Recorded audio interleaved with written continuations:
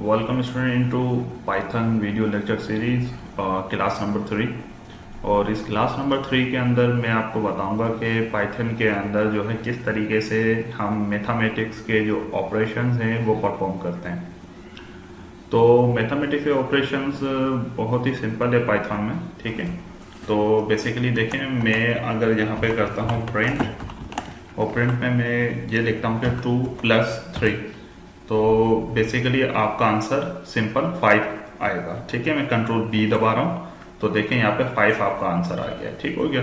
इसी तरीके से मैं ये सारा कोड कॉपी करके नीचे पेस्ट करता हूँ और फिर पेस्ट और फिर पेस्ट, यानी कि अब मैं माइनस, मल्टीप्लाई और डिवाइड अगर करके देखता हूँ, कंट्रोल B दबाता हूँ तो देखें ये माइनस हो गया, ये मल्टीप्लाई हो गया और ये डिवाइड हो गया 0.66666, ठीक हो गया। इस तरीके से एक और इसका वो चीज़ आती है विच इज़ कॉल्ड मॉड्यूलस। मिसाल के तौर पे मैं 100 को मॉड्यूलस करना चाहता हूँ 2 से, तो क्या आंसर आएगा, कंट्रोल B। नीचे आते हैं तो देखें 0 आया। तो ये 0 कैसे आया स्टूडेंट, वो 0 इस तरीके से आया कि देखें क्या 100 को अगर मैं 2 से काटता रहूँ, यानी कि 100 में से 2 काटूँ तो 98, फिर 96, फिर 94, फिर 92, फिर 90, फिर 88, 86, 84, 82, 80, इस तरीके से 2 से काटता रहूं तो आखिर में क्या बचेगा। बेसिकली आखिर में हमारे पास 2 से 100 को काटते रहें तो 0 बचेगा। अगर मैं मिसाल के तौर पर 99 को 2 से काटूं तो बेसिकली आखिर में 1 बचेगा, कंट्रोल B। ये देखें 1 आ गया नीचे, ठीक हो गया। तो ये है सिंपल मैथमेटिक्स इन पाइथन। अच्छा, ये मजीद आगे काम करने से पहले मैं आपको कुछ रूल बता दूं पाइथन के, कि आपने पाइथन के अंदर जो है ना कोई स्पेस वगैरह नहीं देना। और पाइथन जब भी लिखी जाती है तो आपने अमूमन दूसरी प्रोग्रामिंग लैंग्वेजेस में देखा होगा कि जब भी कोई स्टेटमेंट खत्म होती है या एक लाइन कोडिंग खत्म होती है, आखिर में सेमीकोलन लगता है। आप C पे प्रोग्राम करें, C++ पे करें, जावा पे करें, PHP पे करें, किसी भी दूसरी लैंग्वेज पे करें, तो वहां पर क्या होता है कि अमूमन जब भी स्टेटमेंट खत्म होती है, यानी कि एक लाइन का जो कोड है वो खत्म होता है, तो वो आखिर में सेमीकोलन लगता है। लेकिन इसके अंदर पाइथन में ऐसा नहीं है। पाइथन में बेसिकली जैसे ही आप इंटर दबाते हो, इंटर दबाने के बाद वो ही आपकी सेमीकोलन है। मिसाल के तौर पर जैसे ही आपने इंटर दबाया, आपका आप समझ लें कि आपकी जो स्टेटमेंट थी लाइन की वो खत्म हो गई। हाँ, अगर आप मुसलसल लिखते जा रहे हैं, लिखते जा रहे हैं, लिखते जा रहे हैं, लिखते जा रहे हैं, इस तरीके से जो है लिखते जाएंगे आप,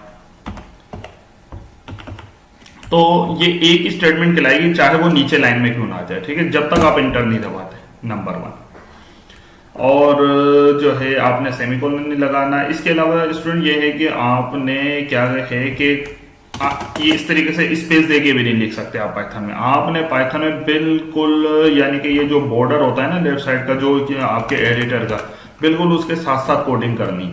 अगर आपने एक स्पेस भी लगा दिया ना तो आप समझिए कि आपका प्रोग्राम नहीं चलेगा और आपका एरर आ जाएगा, ठीक हो गया।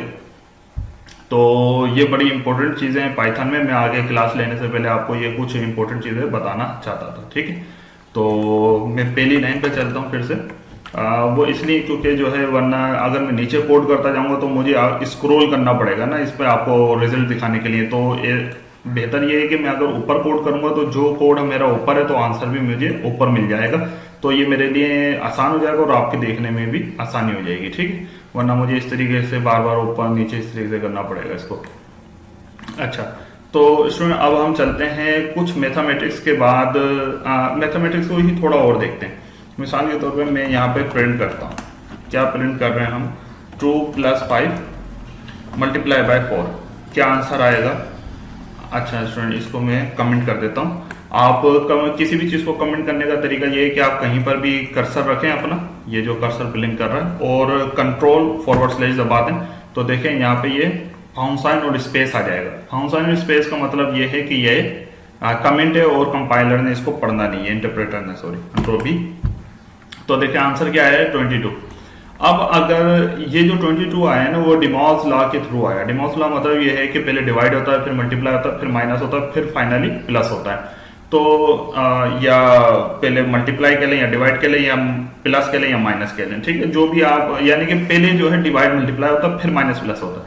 तो अगर आपने किसी चीज को, इस डिमॉस लॉ को तोड़ना है और किसी चीज को पहले परफॉर्म करना है, मिसाल के तौर पे इस ऑपरेशन में क्या हो रहा है कि पहले मल्टीप्लाई वाली चीज परफॉर्म हो रही है, यानी कि 5 multiply by 4 is equal to 20 plus 2 is equal to 22। तो देखें हमारा आंसर 22 ही आया है।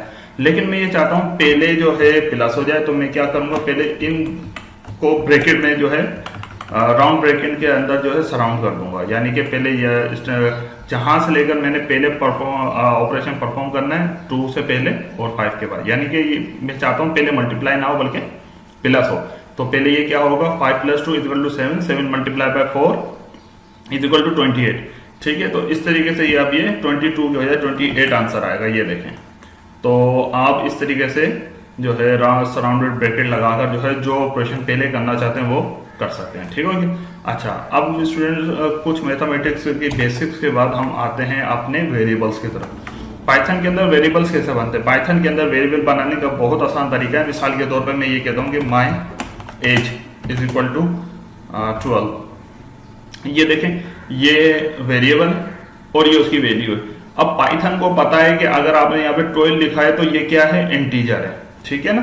और अगर मैं इस तरह का बनाता हूं कि जैसे कि ऑयल प्राइस, ठीक है, इज इक्वल टू 118.66, तो ऑयल प्राइस के लिए ये मैंने ये वैल्यू दी है। तो अगर किसी नंबर में पॉइंट आ जाए या फ्लोटिंग नंबर आ जाए या डेसिमल नंबर आ जाए तो वो क्या कहलाता है, फ्लोटिंग नंबर।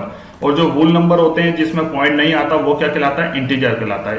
और पाइथन के अंदर जस्ट स्टूडेंट्स ये 2 ही डेटा टाइप हैं नंबर्स की, एक है आपकी इंटीजर और एक है फ्लोट।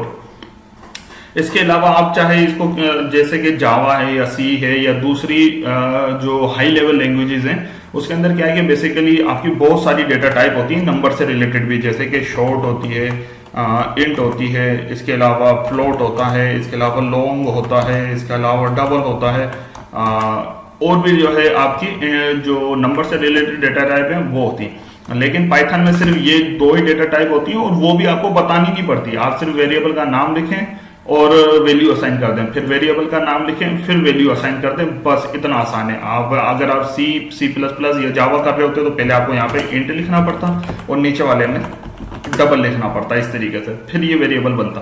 लेकिन पाइथन बहुत हाई लेवल लैंग्वेज और बहुत ईजी है, इस वजह से ये भी आपको लगाने की जरूरत नहीं। ये काम आपकी पाइथन का जो इंटरप्रेटर है वो खुद ऑटोमेटिकली कर देगा आपके लिए। अब क्या करना है हमने, मिसाल के तौर पर ऑयल प्राइस है 118.66 और मिसाल के तौर पर मैंने यूसेज किया है 5। ठीक है, 5 लीटर मैंने जो है यूसेज कर लिया पेट्रोल। तो मुझे बताए कि मैंने कितने रुपए का जो है पेट्रोल खर्च कर दिया। तो मैं क्या करूंगा, ऑयल प्राइस को लूंगा, यहाँ पे oil price multiply by usage, copy paste और कंट्रोल बी। तो बेसिकली मैंने 593.3 रुपीज का जो है पेट्रोल यूज कर लिया है। अच्छा स्टूडेंट देखें, अब फाइनली जाते जाते अगर आपने किसी चीज को किसी से मिलाना है, यानी कि मिसाल के तौर पर ये मेरा आंसर तो है लेकिन मैं ये चाहता हूं कि पीछे लिखा हुआ भी हो कि यू यूज्ड, मिसाल के तौर पर कुछ भी वर्ड मैं लिखना चाहता हूं, मिसाल के तौर पे you used petrol of rupees, ठीक है, ऑफ रुपीज यहाँ पे प्लस लगाया और फिर जो है हमने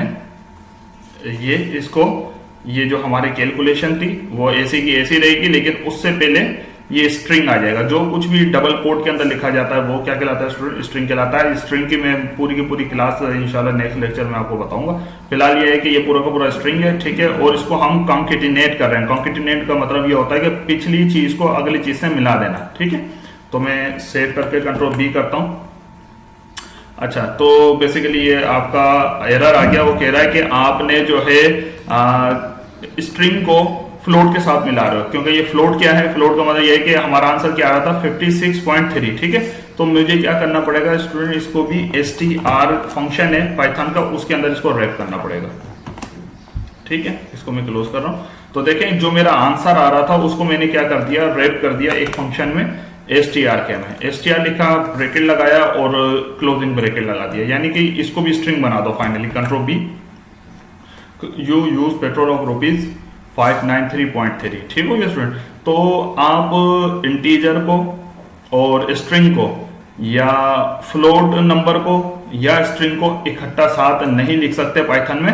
आपने दोनों में से एक को सेम डेटा टाइप बनानी होती है। अगर इस साइड स्ट्रिंग है तो इस साइड भी स्ट्रिंग होना चाहिए, अगर इस साइड नंबर है तो इस साइड भी नंबर होना चाहिए, तभी जो है इकट्ठा एक चीज प्रिंट होगी। अदरवाइज पाइथन में इकट्ठी दो डेटा टाइप इकट्ठी प्रिंट नहीं होती। ठीक होगी स्टूडेंट, तो ये क्लास में इसको यहाँ स्टॉप कर रहा हूँ, बहुत लंबी हो गई है। इंशाल्लाह मिलते हैं नेक्स्ट वीडियो में, स्ट्रिंग के मुतालिक सारी चीजें आपको समझाऊंगा। तब तक के लिए अल्लाह हाफिज।